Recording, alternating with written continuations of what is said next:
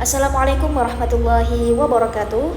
Saya Anissa Mutmainah, mahasiswa Magister Manajemen Angkatan 2023. Pada kesempatan ini, saya akan mempresentasikan mengenai review jurnal analisa strategi scale up pada sektor kopi.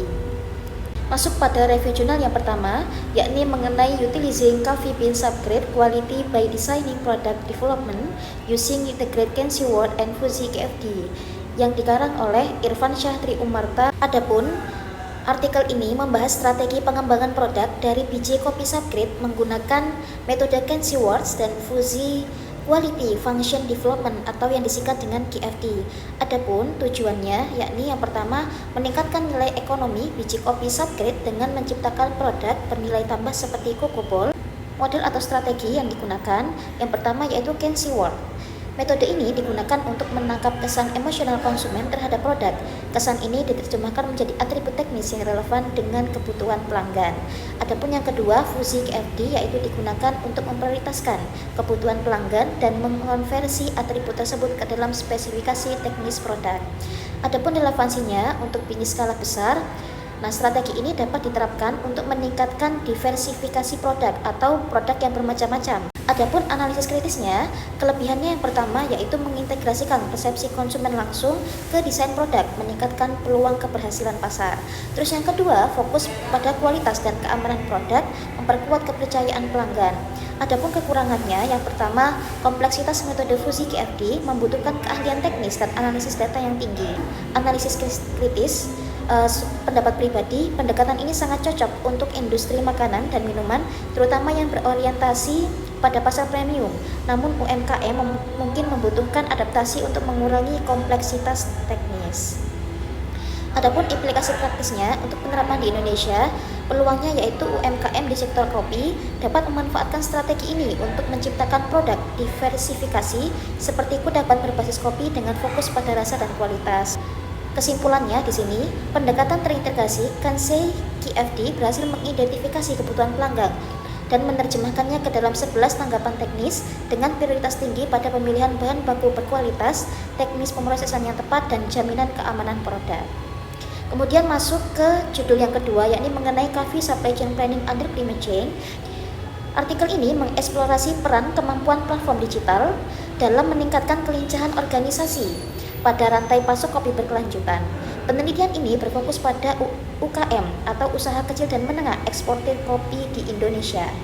Adapun model atau strategi yang digunakan, yang pertama yaitu DPC, kemampuan platform digital, merujuk pada kemampuan organisasi untuk menggunakan teknologi digital dalam mendukung operasi bisnis, mengkoordinasikan rantai pasok, dan mengelola inovasi. Terkait dengan analisis kritis, yang pertama kelebihannya, meningkatkan efisiensi rantai pasok melalui pengurangan proses manual. Kemudian yang kedua, mendukung kelincahan organisasi dalam menghadapi dinamika pasar. Dan yang terakhir, memberikan peluang untuk memperluas pasar internasional melalui teknologi digital. Adapun kekurangannya, yang pertama implementasi DPC membutuhkan investasi awal yang signifikan pada infrastruktur teknologi dan pelatihan SDM. Dan yang kedua, ketergantungan pada teknologi dapat menjadi resiko jika terjadi gangguan teknis atau keamanan data. Terkait dengan pendapat pribadi, yang pertama yaitu strategi ini sangat relevan untuk sektor pertanian dan ekspor kopi, terutama di era digitalisasi. Implikasinya untuk penerapan di Indonesia, yang pertama peluangnya adalah digitalisasi rantai pasok kopi dapat membantu UKM Indonesia meningkatkan efisiensi dan daya saing di pasar global. Adapun tantangannya, kurangnya literasi digital di kalangan petani kopi dan keterbatasan akses infrastruktur teknologi di daerah pedesaan. Kemudian kesimpulannya, kemampuan platform digital memiliki pengaruh positif terhadap kelincahan organisasi. Hal ini menunjukkan bahwa penerapan teknologi digital dapat membantu UKM kopi untuk beradaptasi secara dinamis terhadap perubahan pasar, meningkatkan daya saing dan memperluas jaringan. Sarannya untuk UKM di Indonesia, kolaborasi dengan lembaga pemerintah atau swasta untuk menyediakan pelatihan dan akses teknologi. Berikutnya, yakni mengenai Why Espresso, Explaining Change in European Coffee Preference from a Production of Culture Perspective, yang dikarang oleh Jonathan Morris.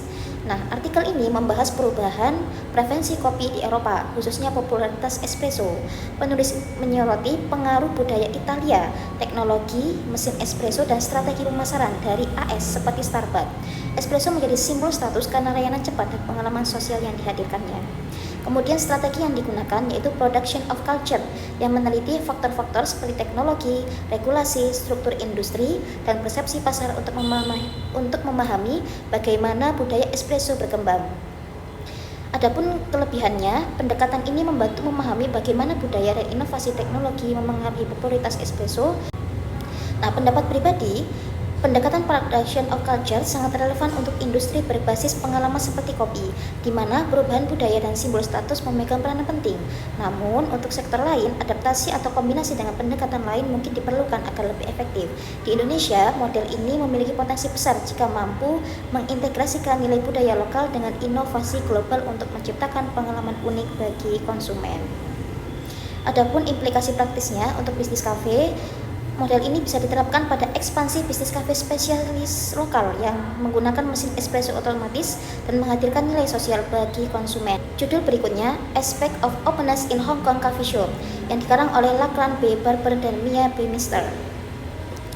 Nah, artikel ini membahas tren desain kafe terbuka di Hong Kong yang menggabungkan interior dengan suasana jalanan. Desain ini bertujuan meningkatkan interaksi sosial dan pengalaman pelanggan.